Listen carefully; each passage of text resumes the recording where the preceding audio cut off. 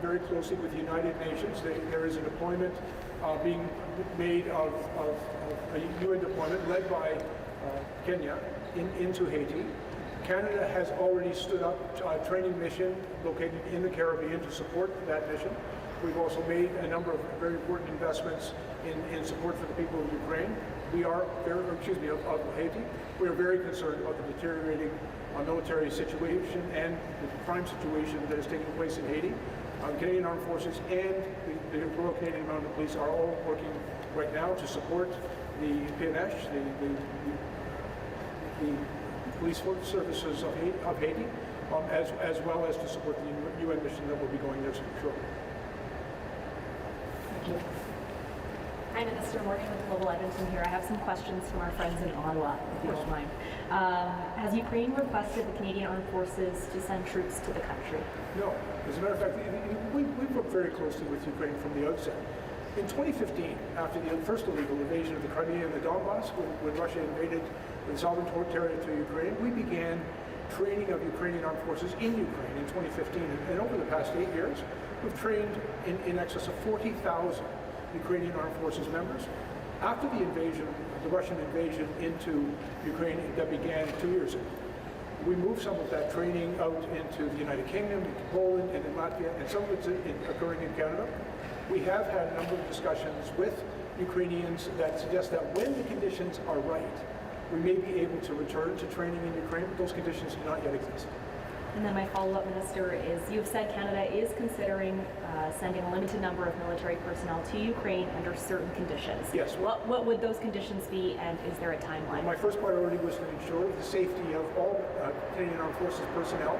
If they are to undertake training missions, for example, in Ukraine, it would have to be under circumstances in which would be safe. We are also very mindful of that the Canadian Armed Forces cannot have any combat role or what could be perceived as a combat role. I think our training has been very effective. We are also committed to supplying Ukraine with munitions and equipment and other material supports in order to assist them in their valiant fight against Russia. But those conditions, as I said, do not currently exist with the agreement.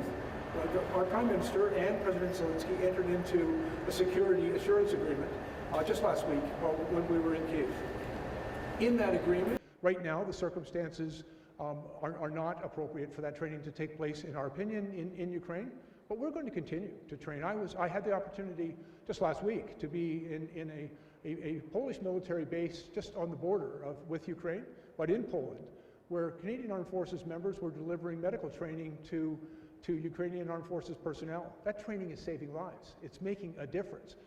And it's highly valued by the Armed Forces of Ukraine. We're going to continue to do it safely in Poland. Thank you. Hi, Minister. Madeline Smith from CBC. I also have questions from my Ottawa colleagues. Generally, how would you assess the state of readiness in the Canadian Armed Forces? My assessment is that we've got some work to do. Right now, we have a number of challenges ensuring that our military production provides, for example, the munitions that the Canadian Armed Forces need. I'm also very mindful how important people are. You know, we happen to be here at the Edmonton Garrison, and a number of our Armed Forces members stand behind us. There is no more important investment than we can make is to build up the strength of our armed forces through attracting personnel, new personnel with new skills to come and join the remarkable people that are currently serving. And so we've got work to do there. You know, we've made some changes. We've allowed, for example, permanent residents to apply. But quite frankly, our efforts today to get those people onboarded into the Canadian Armed Forces have not been sufficient, and we need to do more. I think we also need to think innovatively in helping Canadians understand why an opportunity to serve in the Canadian Armed Forces is a brilliant career opportunity for them and to attract the people that we need. But in order to ensure that when they join the Canadian Armed Forces, they have access to the best equipment, the best facilities, and the appropriate supports that are necessary, we've got significant investments that we have been making and must continue to make sure that our Canadian Armed Forces are strong and resilient and capable of delivering defense to the people of Canada, but also to fulfill our international obligations. Then I have a bit of a numbers question as well. So last week's budget estimates for 2024-25 show $79 million is being reallocated out of ready forces. How do you square that with the promise for no cuts to the frontline needs? Well, in 2017, through our strong, secured, and engaged defense policy, we committed to significantly increasing, almost doubling, actually it will in fact double, the defense budget between 2017 and 2026. So we are on a very positive upward trajectory of spending in defense. But we're spending Canadian taxpayers' dollars. And as in any bureaucracy, I think it's important that we look for the most efficient way to actually deliver the results that Canadians need and deliver for the Canadian Armed Forces. And so I've asked the Canadian Armed Forces and the Department of National Defence to look at some of our expenditures for things like consultants, things like executive travel, or even professional services. And I want to be clear, some of those professional services, particularly around the maintenance of our fleet, are absolutely essential to the good order of the Canadian Armed Forces. But there are some, I think it's incumbent upon every government, every bureaucracy, to look for the most efficient ways in order to spend those valuable dollars to get the most public value for the Canadian Armed Forces and for Canada. And so we have been very carefully looking at our spending, but in fact our defense spending is increasing and will continue to decrease. And notwithstanding the plan that we put forward in 2017, we've also clearly indicated that we must do more. And so I have every expectation that with our defense policy update, we'll be able to bring future investments into the Canadian Armed Forces. We have a lot of work to do, and we've got the best people to tell us what needs to be done. We just have to go get it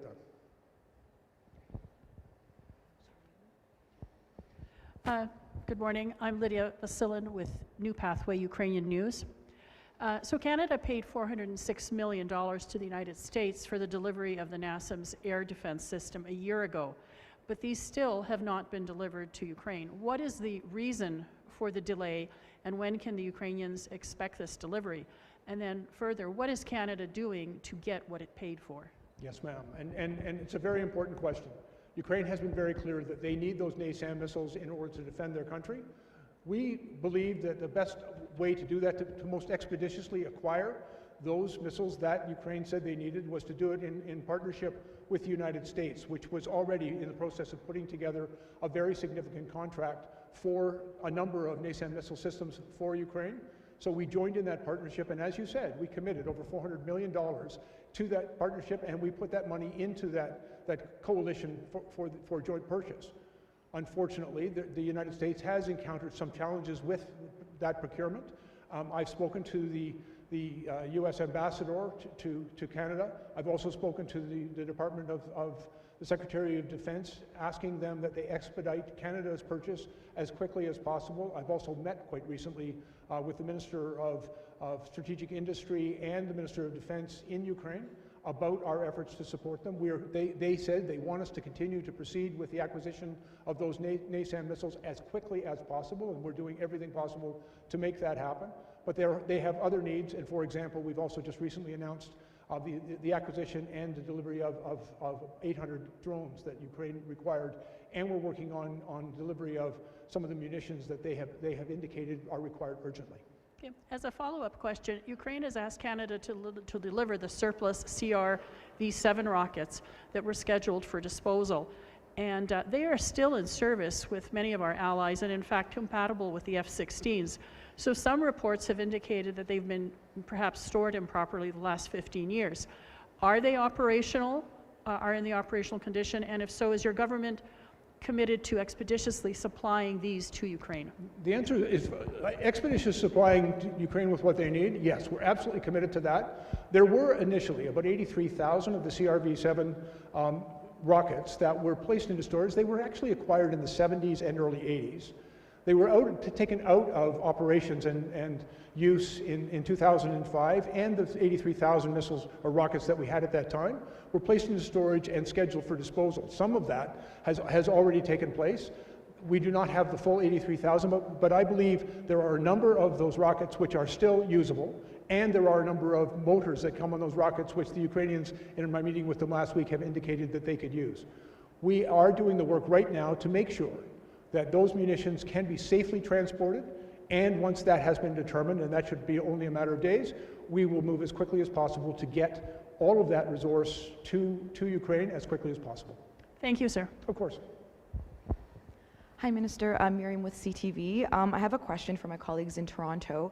As former head of the Toronto Police, do you believe the Toronto Police should have done more to ensure Saturday's event at the AGO was safe and secure for the Prime Minister to enter? And was this a policing failure? I was the police chief in Toronto for a very long time, but it was a very long time ago. I can tell you that I believe that the men and women of the Toronto Police Service are as experienced in public order management as of any police service in the country. I have absolute confidence in their leadership. They have indicated that they are reviewing the circumstances of the demonstration that took place the other night to determine if there is other actions that should have been taken. I'll await the results of that. And a follow-up here locally. We're just looking for a reaction. We had an alleged City Hall shooter that's now been charged with terrorism. What are your thoughts on that?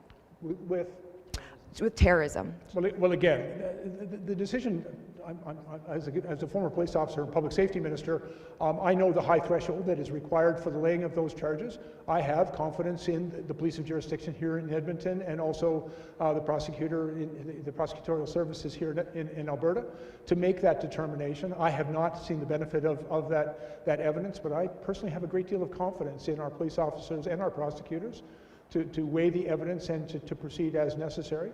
It is very concerning. With a laying of a charge of terrorism, that's a very serious matter, a matter that requires a high evidentiary threshold. I would also tell you that it's entirely inappropriate for the Minister of Government to opine on the substance of that charge, so as to ensure that the prosecution and the investigation can proceed appropriately. And just my last follow-up, do you think there's enough being done to prevent domestic terrorism just across the country? I think agreed. I happen to know what is being done, and I work very closely with the RCMP, with the police of jurisdiction right across this country, with our national security intelligence agencies.